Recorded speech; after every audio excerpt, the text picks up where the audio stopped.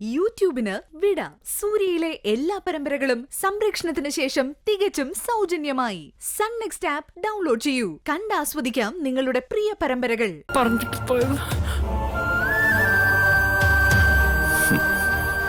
പറയട്ടെ ജാനകി, വിഷച്ചെടിയാണെന്ന് അറിഞ്ഞിട്ടും നമ്മൾ വെള്ളമൊഴിച്ച് വളർത്തിപ്പോയില്ലേ. ഇനി അനുഭവിക്കാൻ നിവർത്തിയുള്ളൂ. ഭാവനെ നമ്മൾ വീണ്ടും ചതിക്കാൻ നോക്കിയിട്ടും ഇപ്പൊ അവളല്ലേ ഉണ്ടായുള്ളൂ. അവളുടെ ആത്മാർത്ഥതയുടെ 4/1 പോലും നമ്മുടെ മക്കൾക്കില്ലാതെ പോയല്ലോ. ഞാൻ ഇവിടെ നിന്ന് വന്നോണ്ട് പപ്പട്ട രണ്ടിനും ഞാൻ വെച്ചിട്ടുണ്ട്. അവനാണെങ്കിൽ എന്നെ വന്നൊന്നും നോക്ക പോലും ചെയ്തില്ല. ഇനി പറഞ്ഞിട്ട് കാര്യമില്ല ജാനകി. ആദ്യം നിന്റെ അസുഖം ഒന്ന് ഭേദമാവട്ടെ. പപ്പട്ട നമുക്ക് വീട്ടിൽ പോവാ. പപ്പട്ട ഇവിടെ കിടക്കണ്ട. ഡോക്ടർ പറയുന്ന പോലെ ചെയ്യാം, അല്ലാതെ നമ്മളായിട്ടൊരു തീരുമാനം എടുക്കണ്ട. നിന്റെ അടുത്ത് ആരെങ്കിലും ഉണ്ടായിരുന്നെങ്കിൽ ഞാൻ ഈ മാലയും ബ്രേസ്ലെറ്റും കൊണ്ട് പണയം വെച്ചിട്ട് വരായിരുന്നു. ഏത് സമയത്തും ബില്ല് കൊണ്ടുവരും. പപ്പട്ടും പോയിട്ടോ, ഞാനിവിടെ കിടന്നോളാം. അത് വേണ്ട. എന്തായാലും ഭാവന വിളിച്ച് പറഞ്ഞുകൊണ്ട് നമ്മളോട് മോശമായി പെരുമാറില്ല. ഒരു ഇഞ്ചക്ഷൻ ഉണ്ട്, ഒന്ന് ചരിഞ്ഞു കിടക്കണം.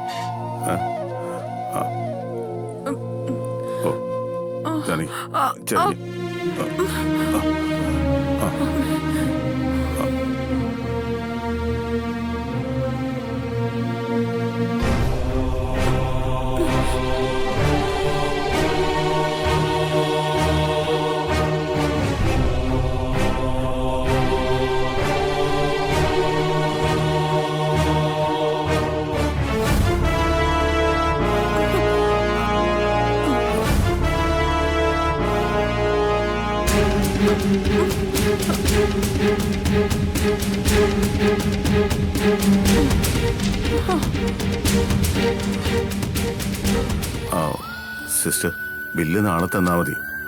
ക്യാഷ് റെഡിയാവാനുണ്ട്. അല്ലെങ്കിൽ നാളെ തരൂ. ഭാവന ഇടപെട്ടതുകൊണ്ട് ഇനി വലിയ ബുദ്ധിമുട്ടൊന്നും ഉണ്ടാവില്ല. ഓ,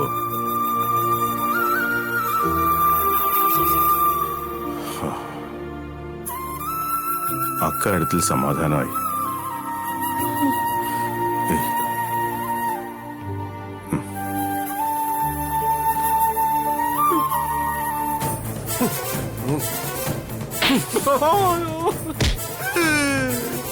എന്നെ ഇങ്ങനെ തല്ലല്ലേ ശർമാജി. തല്ലിയ ശർമാജിക്ക് കാശ് കിട്ടുവോ? നിനക്ക് തല്ലി കിട്ടിയാലേ നിന്റെ മോക്ക് നോവുള്ളൂ.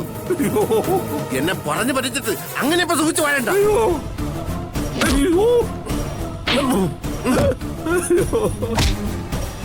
വിടാനല്ലേടാ പറഞ്ഞത്.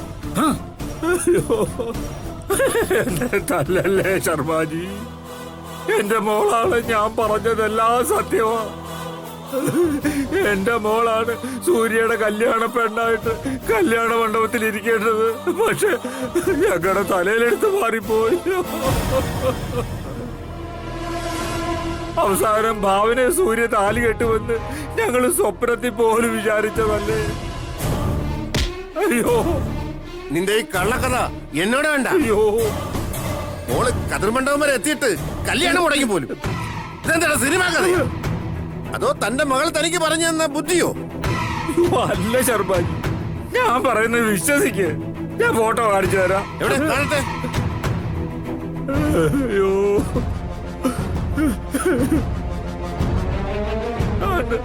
നോക്ക്, കണ്ടോ? ഇപ്പൊ വിശ്വാസമായല്ലോ.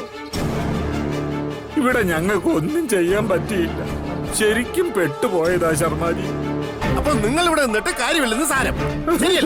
അങ്ങനെ പറയാൻ പറ്റത്തില്ല ശർമാജി. എന്റെ മോടെ കല്യാണം മുടങ്ങിയപ്പം ഞാൻ വയലന്റ് ആയി. അവസാനം ജയ താമസിക്കുന്ന വീടും പറമ്പും ഞങ്ങളുടെ പേര് എഴുതി തരാമെന്ന് പറഞ്ഞിരിക്കുക. അതുകൊണ്ട് എനിക്കെന്താ നേട്ടം? എനിക്ക് എന്റെ അനുജനെ ദുബായിൽ ജയിലിൽ നിന്ന് മോചിപ്പിക്കണം. അതിന് 5 കോടി രൂപ വേണം.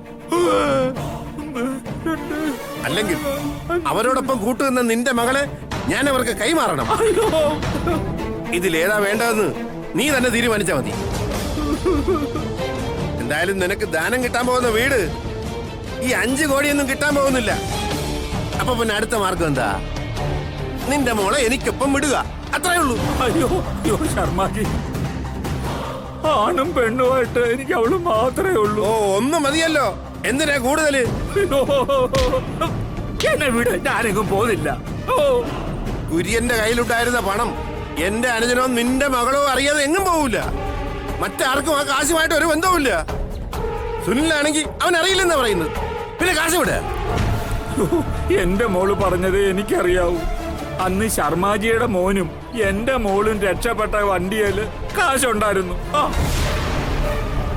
വഴിയിൽ എന്റെ മോൾ ഇറങ്ങുകയും ചെയ്തു.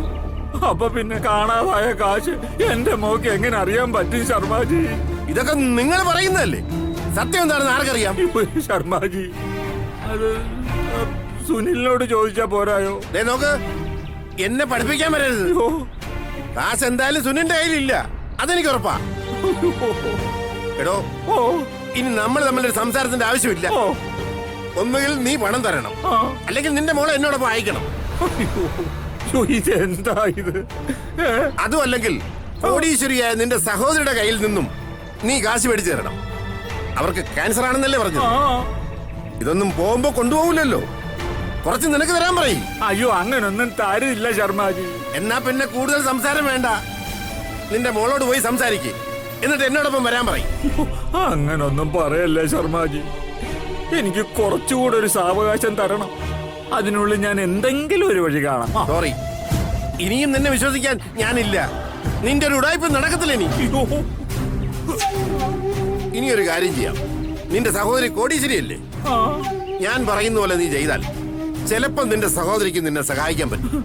ശർമാജി പറഞ്ഞു, ഞാൻ എന്താ ചെയ്യേണ്ടത്?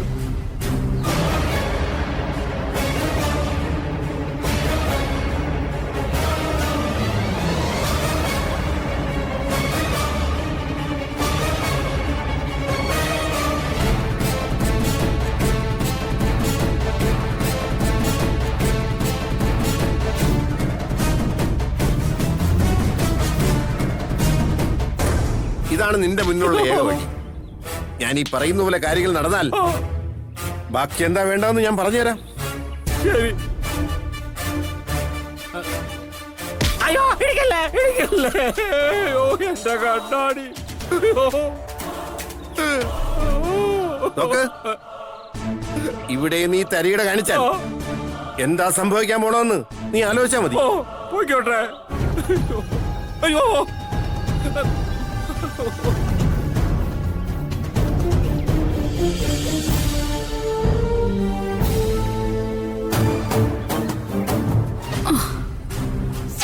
നാട്ടുനടപ്പനുസരിച്ച് നമ്മൾ നേരിട്ട് പോയി തന്നെ വിരുന്ന് വിളിക്കണം. അവർക്കും അത് സന്തോഷമാകും. വിരുന്നിന് വരുമ്പോ ഭാവനയ്ക്ക് സൂര്യക്ക് എന്തെങ്കിലും കൊടുക്കണ്ടേ അമ്മേ? അതും നാട്ടു നടപ്പല്ലേ? അത് വേണം. ഭാവനയ്ക്ക് നമ്മുടെ ഭാവത്തിന് ഇതുവരെ ഒന്നും ചെയ്തിട്ടില്ല. അതുകൊണ്ട് ഉറപ്പായിട്ടും രണ്ടുപേർക്കും നല്ലൊരു ഗിഫ്റ്റ് കൊടുക്കണം. നിന്റെ മനസ്സിൽ എന്തെങ്കിലും ഉണ്ടോ? നമ്മൾ പറഞ്ഞാൽ മാത്രം പോരല്ലോ, നടക്കണ്ടേ? എൻ്റെ കാര്യം വിട്, അമ്മയുടെ മനസ്സിൽ എന്താന്ന് പറ, അതാദ്യം കേൾക്കട്ടെ. മനസ്സിൽ ഇപ്പോഴത്തെ അവസ്ഥയിൽ വലിയ ചിന്തയൊന്നും വേണ്ട. അവക്കൊരു മോതിരെങ്കിലും കൊടുക്കണം. അത് പോരമ്മേ, ഒരു മോതിരം എന്ന് പറയുമ്പോൾ അത് വളരെ ചെറുതായി പോയില്ലേ? ഒരു വളയെങ്കിലും കൊടുക്കണം. പിന്നെ അവർക്ക് രണ്ടുപേർക്ക് ഓരോ ജോഡി ഡ്രസ്സും. അതൊരു നല്ല തീരുമാനം അമ്മേ. എന്നാൽ അത് മാത്രം ആക്കണ്ട, ഒരു 5 പവന്റെ നെക്ലസും സൂര്യന്റെ ഒരു ബ്രേസ്ലെറ്റ് കൂടി വാങ്ങിച്ചു കൊടുക്കാം നമുക്ക്. എന്താ അമ്മ ഇത്? ഇപ്പൊ ഭാവനച്ചയ്ക്ക് ഒരു ഗിഫ്റ്റ് കൊടുത്തല്ലേ ഉള്ളൂ, അത് പോരെ? നീ എന്താ ഭരത്തെ ഒന്നും അറിയാത്ത പോലെ സംസാരിക്കുന്നത്? ചില കടമകൾ ചെയ്യേണ്ടത് ചെയ്യുക തന്നെ വേണം. അതിനിവിടെ ആരുടെയും കയ്യിൽ കാശുണ്ടോ അമ്മേ? അന്ന് അരുന്ധതി ഒരു വള തന്നു, ഇനി അങ്ങനെ കിട്ടുമെന്ന് ആരും പ്രതീക്ഷിക്കണ്ട. നീ എന്തിനാ ഭരത്തെ വെറുതെ തർക്കിക്കാൻ നിൽക്കുന്നത്? ഭാവനയ്ക്ക് വേണ്ടി എന്തെങ്കിലും ചെയ്യാൻ നീ വേണ്ടേ മുന്നിട്ട് നിൽക്കാൻ? അതിന്റെ ഒന്നും ആവശ്യമില്ല മായച്ചി. ഭാവനേച്ചിക്ക് വള ഇട്ടില്ലെന്നും പറഞ്ഞ് ആരും ഇവിടെ ചോദിക്കാനൊന്നും വരത്തില്ല. മാത്രല്ല കോടീശ്വരനായ സൂര്യേട്ടന് അതിന്റെ ഒന്നും ഒരു ആവശ്യമില്ല. അവൾക്ക് ആവശ്യമുണ്ടല്ലോ, നീയാണോ തീരുമാനിക്കുന്നത്? നിനക്ക് സഹകരിക്കാൻ താല്പര്യമില്ലെങ്കിൽ അത് പറ. ചെയ്യുന്നവരെ കൂടെ തടസ്സപ്പെടുത്തുന്നു. എടാ അവൻ ഇവിടെ നിന്ന് പറയുന്നു പറയട്ടെ, നീ എന്താന്ന് വെച്ചാ തീരുമാനിക്കേ. ആ ബോട്ടങ്ങോട്ട്. ഇവനെ എങ്ങനെയായി പോയത്? മനുഷ്യൻ ഇങ്ങനെ മാറാൻ പറ്റൂ? കാണാത്തത് കാണുമ്പോ ചിലപ്പോ മാറ്റം ഉണ്ടാവും സേതുവേട്ടാ. അരുന്ധതിയെ പോലെ ഒരു കോടീശ്വരിയല്ലേ അടുത്തുള്ളത്.